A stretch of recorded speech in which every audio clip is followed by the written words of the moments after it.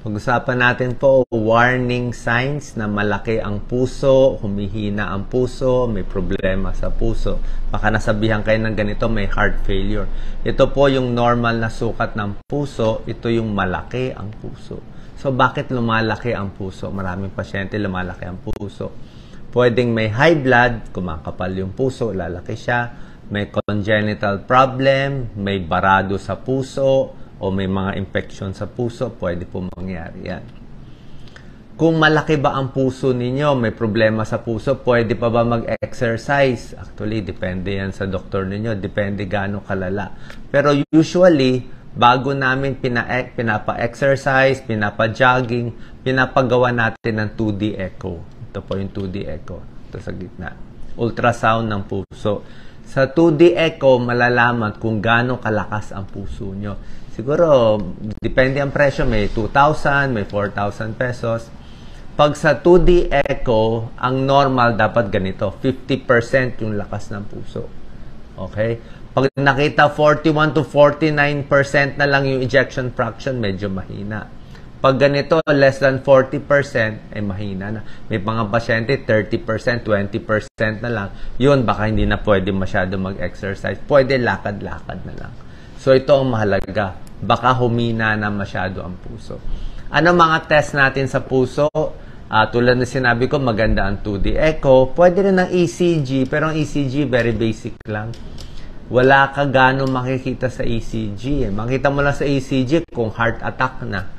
O talagang baradong-barado yung puso. O sobrang nalaki. Pero kung bahagya pa lang ang sakit mo, hindi masasabi ng ECG kung may sakit sa puso o wala. Mahina ang sensitivity niya. Itong 2D echo, mas maganda. Kita mo yung laki ng puso, may enlargement ba, gaano kalakas yung pumping. Mas maganda itong ECG na tumatakbo, treadmill test. So, naka-ECG ka tapos tumatakbo ka. Sabihin, pinapagod mo yung puso mo. So, pag pinagod yung puso, makikita mo, doon magiging abnormal tong ECG. Yan. Habang tumatakbo, makikita mo, nagloloko yung kuryente sa puso. Sabihin, napopuwersa siya, nababarahan na yung puso. Mas sensitive to. Bakit lumalaki ang puso? Pwede sa high blood, pwede sa, ito po, heart failure, dahil barado yung ugat. Meron din tinatawag na athlete's heart. Ang athlete's heart, yung sobrang exercise, nagmamarathon, talagang professional tennis player o basketball player, pwedeng kumapal yung puso. Ganito po. Yung athlete's heart, mas makapal siya than normal. Okay? Pero okay pa rin yan. Diba? Wala pa namang kaso, hindi naman masama na kumakapal.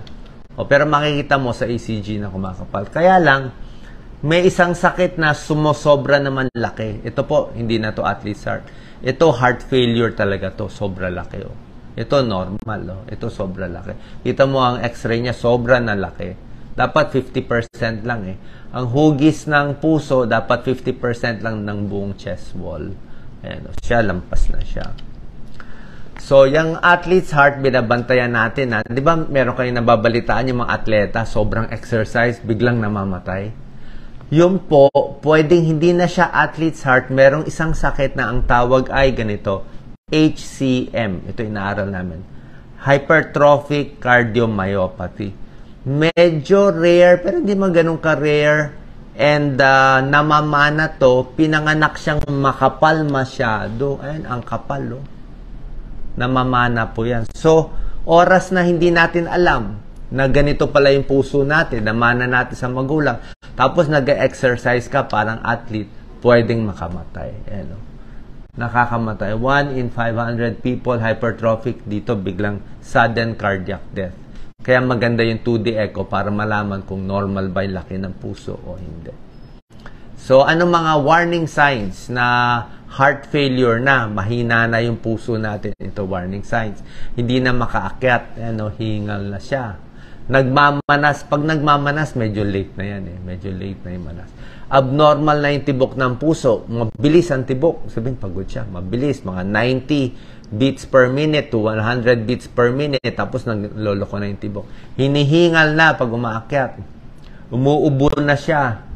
Ihi ng ihi. Bakit ihi ng ihi? Minsan kasi, mahina yung puso sa pagbomba, nag-iipon ng tubig sa paa. at sa tiyan. Kaya pag higa mo, nag-iipon yan, mamaya pag higa mo, pupunta yan sa kidneys, ihi ka na ihi sa gabi. Pwede po yan. So yan po. Ano ang gamutan natin? Ito po, medical treatment for heart failure. Pag nakitang heart failure, malaki ang puso, mahina ang puso, ito binibigay namin. Pabaliktad po, pag heart failure na, bawas na ang tubig.